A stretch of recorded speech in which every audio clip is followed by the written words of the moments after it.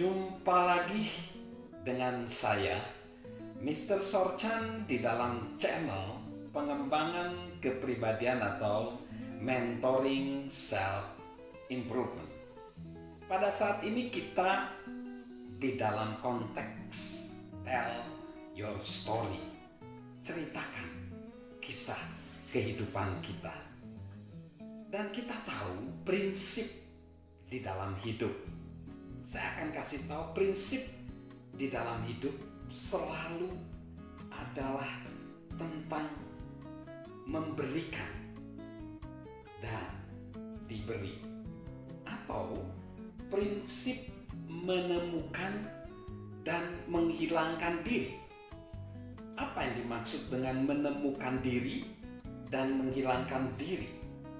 Kita dianggap menemukan diri jika pertanyaan-pertanyaan besar di dalam hidup kita telah terjawab. Namun, saat kita mendahulukan kepentingan orang lain, maka kita disebut menghilangkan diri. Hasilnya, orang yang kita bantu juga akan menemukan dirinya. Dan siklus itu akan terus berulang.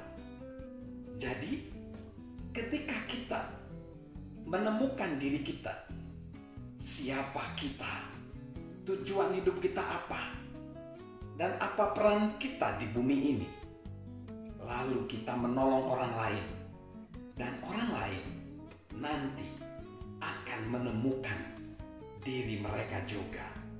Demikian siklusnya berlangsung. Nah, saya akan memberitahu bahwa di dalam menyusun atau membangun atau menulis kisah kehidupan kita, kita perlu dari sekedar niat baik. Mengapa demikian?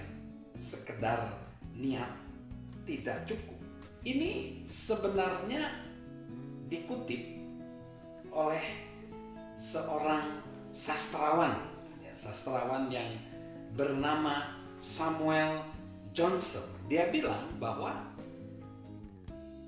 di neraka itu banyak orang yang isinya adalah orang yang berniat baik. Karena apa? Berniat baik itu berbeda dengan tindakan, karena itu belum mencapai tindakan. Nah, saya akan memberikan perbedaan sebenarnya antara hidup yang cuma punya niat dengan hidup yang terencana. Mengapa kita perlu masuk ke kehidupan yang terencana? Karena kehidupan yang terencana ini jembatan menuju kehidupan yang bermakna. Saya akan gambarkan. Kalau niat baik itu isinya cuma keinginan. Tapi kalau sudah terencana itu menjadi tindakan. Lalu kalau sudah hidup yang bermakna jadi hasil. Niat baik itu cuma berharap atau harapan. Hidup yang terencana tujuan. Dan hidup yang bermakna pencapaian. Niat baik itu berkata suatu hari. Hidup yang terencana hari ini. Hidup yang bermakna setiap hari. Niat baik itu fantasi. Kalau hidup yang berencana strategi. Kalau hidup yang bermakna pelaksanaan. Niat baik itu cuma pasif. Hidup yang terencana akan aktif. Dan hidup yang penuh makna terus menerus. Niat baik itu cuma terkadang. Tapi hidup yang terencana berkelanjutan. Dan hidup yang penuh makna terbiasa. Niat baik cuman pakai emosi aja. hidup yang terencana, disiplin, dan hidup yang bermakna jadi gaya hidup. Kalau niat baik, cuman harusnya ada yang seperti ini. Kalau hidup yang terencana, saya akan. Tetapi kalau hidup yang bermakna, saya melakukannya. Kalau niat baik, dia hanya ingin bertahan hidup. Tapi hidup yang terencana, dia jadi sukses. Dan hidup yang bermakna, dia penuh makna. Jadi beda. Jadi sebenarnya niat baik itu akan berlanjut kepada hidup yang terencana, dan hidup yang terencana akan membawa kepada hidup yang penuh makna. Nah, sebenarnya apa saja sih manfaat daripada hidup yang terencana? Manfaat daripada hidup yang terencana itu ada beberapa hal. Yang pertama, hidup yang terencana itu membawa kita untuk melakukan hal yang penting dalam hidup kita. Jadi hal-hal yang paling penting dalam hidup kita, apa saja misalnya, kita bisa uraikan. Lalu yang kedua, hidup yang terencana itu kita akan masuk di wilayah yang signifikan. Jadi di wilayah yang betul-betul signifikannya itu sangat kuat. Lalu yang ketiga, hidup yang terencana itu menantang kita jadi kreatif. Karena hidup yang tidak terencana itu dia biasanya penuh alasan. Hidup yang tidak berencana itu biasanya hanya memperbaiki kesalahan. Sedangkan hidup yang terencana penuh banyak ide. Hidup yang terencana juga memperbaiki keadaan, bukan hanya memperbaiki kesalahan. Hidup yang terencana itu dia mewujudkan sesuatu. Sedangkan hidup yang tak berencana itu hanya bertanya-tanya apa yang terjadi. Terus hidup yang terencana itu berkata, inilah yang bisa saya lakukan. Sedangkan hidup yang tak berencana, kenapa tak ada yang melakukan sesuatu? Jadi beda ya. Jadi menjadikan dia kreatif. Lalu hidup yang terencana itu mendorong kita melakukan usaha yang terbaik. Jadi kebanyakan orang itu dia ada ya, seorang bernama Bob Moawab, dia bilang kebanyakan orang bukannya sebenarnya bermimpi terlalu tinggi namun gagal. Justru mereka itu mimpinya terlalu rendah sehingga mudah terpukul. Lalu apa yang paling buruk dari sebuah itu? Orang yang nggak punya mimpi sama sekali.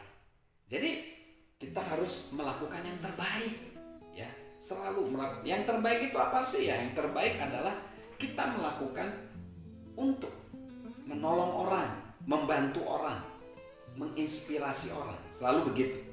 Karena Zig Ziglar bilang, kalau kamu melakukan yang terbaik buat orang, nanti kamu akan merasakan kebahagiaan. Lalu hidup yang terencana itu memantik kekuatan besar dalam diri kita. Jadi ada kekuatan besar di dalam diri kita. Potensi kita jadi tergali gitu kalau hidup terencana. Lalu hidup terencana itu kita jadi menghargai waktu. Seperti yang dilakukan oleh coach John Wooden, pelatih UCLA Bruins. Dia bilang ke salah satu pemainnya yang pada waktu itu lemes, dia bilang, kamu kok waktu latihan cuma memberikan 60%. Besok kamu jangan berpikir loh kalau kamu bisa 140%, gak bisa. Aku tahu kamu mungkin banyak masalah, mungkin banyak tugas. Tapi kalau kamu memberikan 60%, yang 40% itu nguap loh. Dan kamu kalau setiap hari kayak gitu, kamu gak jadi pemain istimewa. Artinya, yang dikatakan Coach Wooden, kita harus memberikan yang terbaik setiap hari. Setiap hari kita harus hargai, karena itu tidak pernah kembali. Dan setiap hari kita harus memberikan yang terbaik. Lalu hidup yang terencana itu mendorong kita menyelesaikan semua dengan baik. Kita memberikan yang terbaik dan memberikan yang sangat-sangat baik. Coba kita lihat, ini adalah mimpi daripada seseorang yang berusia sudah 65 tahun, tetapi dia nggak pernah berhenti di usia 65 tahun. Dia bilang, saya ingin selanjutnya, walaupun saya usia 65 tahun, saya ingin semakin hebat, namun tetap sederhana. Artinya ada perbaikan karakter. Saya ingin mengikuti aturan emas, yaitu saya ingin memperbaiki hubungan. Saya ingin mengedepankan kerendahan hati di atas semua kebajikan. Berarti ada perbaikan perspektif. Saya ingin melakukan hal benar meskipun tak mudah. Ini perbaikan perilaku. Saya hanya ingin mengajarkan yang saya yakini. Ini tentang hasrat. Saya ingin mencintai Tuhan dengan segenap hati. Ini ada perbaikan religi atau perbaikan spiritual. Saya ingin mengakhiri kehidupan dengan baik. Ini ada perbaikan nilai-nilai kepercayaan. Nah, kalau pria yang berumur 65 tahun aja ingin terus melakukan perbaikan, bagaimana dengan kita? Nah, kita seharusnya terus ingin memperbaiki hidup kita. Itulah hidup yang terencana. Kita ingin membuat perbedaan sehingga kita bisa menginspirasi banyak orang. Mari kita beranjak dari kehidupan yang punya niat baik masuk ke kehidupan yang terencana agar kehidupan kita menjadi bermakna. Salam kehidupan yang penuh makna. Salam sehat dari saya, Mr. Sorjan.